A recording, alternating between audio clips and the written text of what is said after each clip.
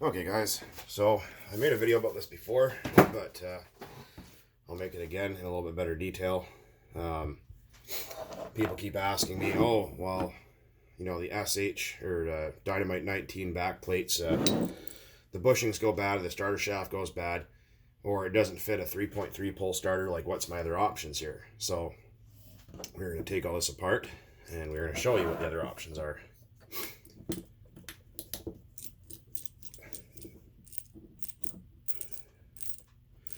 Because I have two Dynamite 19s, and I don't know where the hell the other one is, but not far away. And what ended up happening was the back plate, the bushing inside here, that oilite bronze or whatever, they used something different. I don't know what it is, but it wore out, and this shaft was flopping around. It had a giant air leak, and it was running absolutely terrible, and I couldn't figure out why. So I got annoyed with it, took it out, and realized what the problem was. And of course, for whatever reason, it's hard to get parts of these engines, especially the back plate and starter shaft. I'll pop that guy out there. So what we're gonna do, excuse me, got a bit of a cold coming on, guys. Not good. Anyways, so this is an SH18. These are both made by the same manufacturer, SH, Dynamite, SH, whatever. Anyways, so as we know, the parts for these SH18s are very, very cheap and easy to get on eBay or Amazon. Now this starter shaft and back plate, literally, even if you have the part number, can't find it anywhere. It doesn't almost even exist, which is super annoying, especially if it's worn out. And by worn out, I mean, like, if you grab the shaft like that, you'll have a bunch of slop, bunch of play in here. They were ill machined, not very tight spec, and whatever. Sometimes the Traxxas pole starters didn't fit properly, and yeah, they had a bunch of issues. So what we're going to do instead of using that is we're going to use the SH18. These are just some old parts I had laying around, but we're just going to use these to demonstrate. Excuse me. So what we're going to do is put our connecting rod at bottom dead center. We're going to line up our starter shaft. These parts aren't like super clean or anything, but they're not dirty either. And if you put them all together, they should.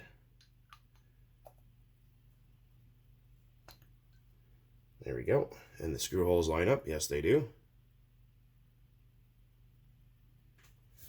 They should. In theory, everything should work.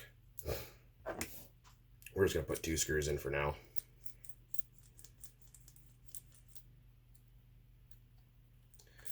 The SH18 pole starters are pretty cheap. I think they're like, oh, I don't know, about 18 bucks or something like that. They're pretty inexpensive.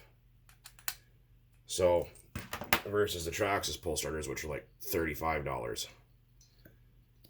So we're at bottom dead center here, and not glow plug still. No wonder why I can't turn it over all the way. Yeah.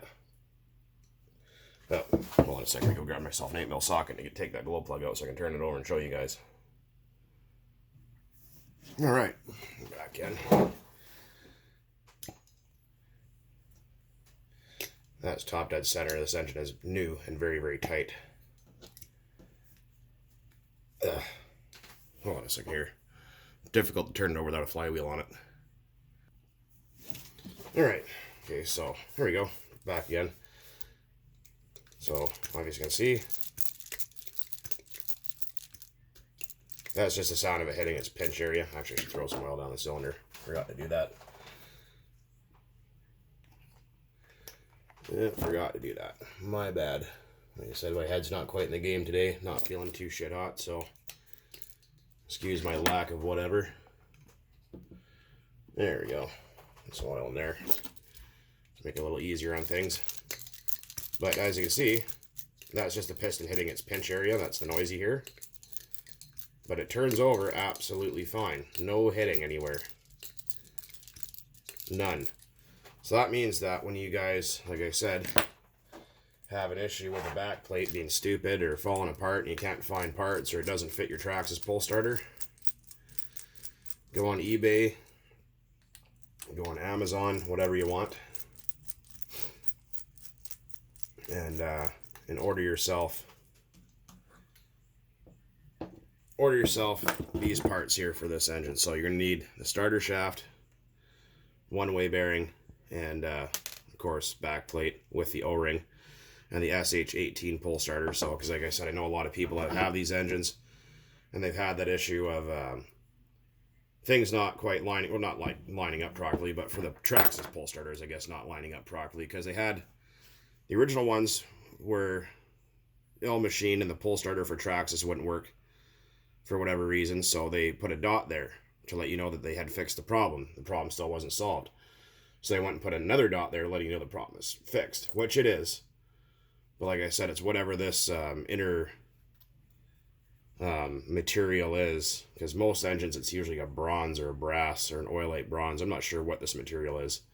Some kind of sintered metal iron compound bearing material of some description. I don't know what it exactly is, but seems that every engine I've had, this one's never been run, any one of these Dynamites I've had, is it's galled up the starter shaft right here, and it started to wobble inside this bore and cause a massive air leak and tuning issues. And this will solve that. So also, if you have a 19 and the carburetor, you bought it, the carburetor's missing or something like that, or you can't find one, or the carburetor's hooped for whatever reason, like broken or something, you can get the slide carburetor. This one's got a rotary on it, but you get the slide carburetor for an SH18, and it'll fit on your 19. They're both the same carburetor, same internal venturi size. And if you want, depending on what you're trying to put it in, like say you're trying to put one of these in an old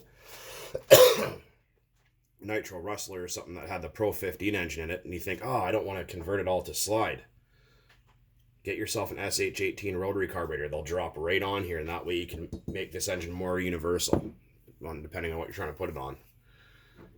And for those of you that was wondering what the piston and sleeve looks like out of one of these engines, that's it.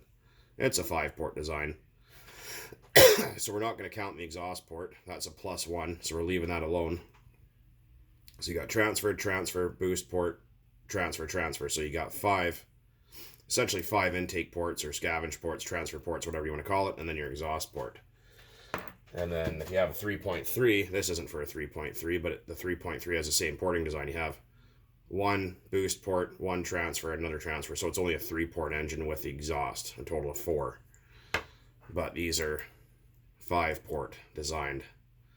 So they do, that's actually for my 26, that's why it looks so much bigger.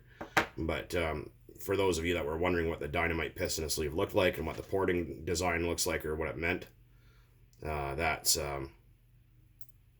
it. So the other thing is I've yet to try is the SH18 connecting rod. I'm going to get one, or out of another engine, I'm going to take one of these apart one of these days here and see if the connecting rods are the same length. I believe these engines both share the same stroke, just obviously different porting and displacement. Not by much though. But anyways, hopefully you guys found that interesting in some way or another. And in case you guys did run into that issue with the back plate for the 19, now you know how to solve it. Anyways, guys, as always, thanks for watching. And keep on burning nitro out there. Cheers. Happy Saturday.